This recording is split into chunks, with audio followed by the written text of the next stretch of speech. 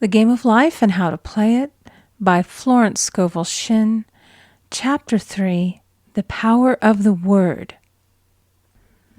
By thy words thou shalt be justified, and by thy words thou shalt be condemned. A person knowing the power of the word becomes very careful of his conversation.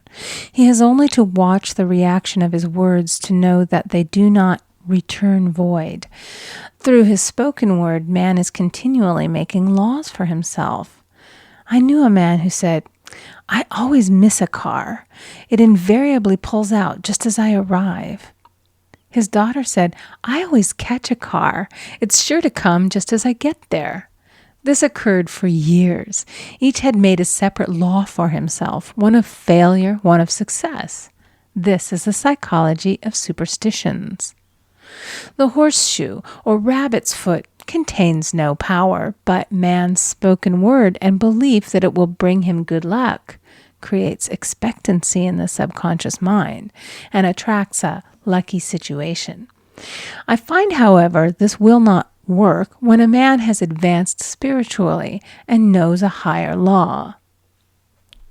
One cannot turn back, and one must put away graven images. For example, 2 men in my class had had great success in business for several months, when suddenly everything went to smash. We tried to analyze the situation, and I found, instead of making their affirmations and looking to God for success and prosperity, they had each bought a lucky monkey. And I said, "Oh, I see. You have been trusting in the lucky monkeys instead of God. Put away the lucky monkeys and call on the law of forgiveness, for man has power to forgive or neutralize his mistakes." They decided to throw the lucky monkeys down a coal hole, and all went well again. This does not mean, however, that one should throw away every lucky ornament or horseshoe about the house, but he must recognize that the power back of it is the one and only power, God, and that the object simply gives him a feeling of expectancy. I was with a friend one day who was in deep despair. In crossing the street, she picked up a horseshoe. Immediately, she was filled with joy and hope. She said God had sent her the horseshoe in order to keep up her courage. It was indeed, at that moment, about the only thing that could have registered in her consciousness. Her hope became faith, and she ultimately made a wonderful demonstration. I wish to make the point clear that the men previously mentioned they were depending on the monkeys alone, while this woman recognized the power back of the horseshoe. I know in my own case it took a long while to get out of a belief that a certain thing brought disappointment. If the thing happened, disappointment invariably followed. I found the only way I could make a change in the subconscious was by asserting, there are not 2 powers, there is only one power, God. Therefore, there are no disappointments, and this means a happy surprise. I noticed a change at once, and happy surprises commenced coming my way. I have a friend who said nothing could induce her to walk under a ladder. I said, "If you are afraid, you are giving into a belief in 2 powers, good and evil, instead of one. As God is absolute, there can be no opposing power unless man makes the false of evil for himself. To show you believe in only one power, God, and that there is no power or reality in evil, walk under the next ladder you see." Soon after, she went to her bank. She wished to open her box in the safety deposit vault, and there stood a ladder on her pathway. It was impossible to reach the box without passing under the ladder. She quailed with fear and turned back. She could not face the lion on her pathway. However, when she reached the street, my words rang in her ears, and she decided to turn and walk under it. It was a big moment in her life, for ladders had held her in bondage for years. She retraced her steps to the vault, and the ladder was no longer there. This so often happens. If one is willing to do a thing that he is afraid to do, he does not have to. It is the law of non-resistance, which is so little understood.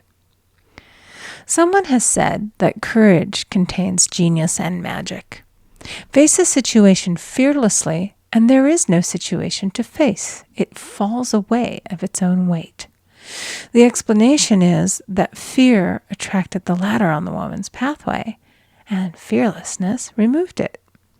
Thus, the invisible forces are ever working for the man who is always pulling the strings himself, though he does not know it. Owing to the vibratory power of words, whatever man voices, he begins to attract. People who continually speak of disease invariably attract it. After man knows the truth, he cannot be too careful of his words. For example, I have a friend who often says on the phone, "Do come to see me and have a fine old-fashioned chat." This old-fashioned chat means an hour of about 500 to 1,000 destructive words, the principal topics being loss, lack, failure, and sickness. I reply, "No, thank you. I've had enough old-fashioned chats in my life. They are too expensive, but I will be glad to have a new-fashioned chat and talk about what we want, not what we don't want." There is an old saying that man only dares to use his words for 3 purposes: to heal, bless, or prosper. What man says of others will be said of him, and what he wishes for another he is wishing for himself. Curses like chickens come home to roost. If a man wishes someone bad luck, he is sure to attract bad luck himself. If he wishes to aid someone to success, he is wishing and aiding himself to success. The body may be renewed and transformed through the spoken word and clear vision, and disease be completely wiped out of the consciousness. The metaphysician knows that all disease has a mental correspondence, and in order to heal the body, one must first heal the soul. The soul is the subconscious mind, and it must be saved from wrong thinking. In the 23rd Psalm we read, "He restoreth my soul." This means that the subconscious mind or soul must be restored with the right ideas, and the mystical marriage is the marriage of the soul and the spirit, or the subconscious and superconscious mind. They must be one. When the subconscious is flooded with the perfect ideas of the superconscious, God and man are one. I and the Father are one. That is, he is one with the realm of perfect ideas. He is the man made in God's likeness and image, imagination, and is given power and dominion over all created things, his mind, body, and affairs. It is safe to say that all sickness and unhappiness come from the violation of the law of love. A new commandment I give unto you, love one another. And in the game of life, love or goodwill takes every trick. For example, a woman I know had, for years, an appearance of a terrible skin disease. The doctors told her it was incurable, and she was in despair. She was on the stage, and she feared she would soon have to give up her profession, and she had no other means of support. She, however, procured a good engagement, and on the opening night made a great hit. She received flattering notices from the critics and was joyful and elated. The next day she received a notice of dismissal. A man in the cast had been jealous of her success and had caused her to be sent away. She felt hatred and resentment taking complete possession of her, and she cried out, "Oh God, don't let me hate that man." That night she worked for hours in the silence. She said, "I soon came into a very deep silence. I seemed to be at peace with myself, with the man, and with the whole world.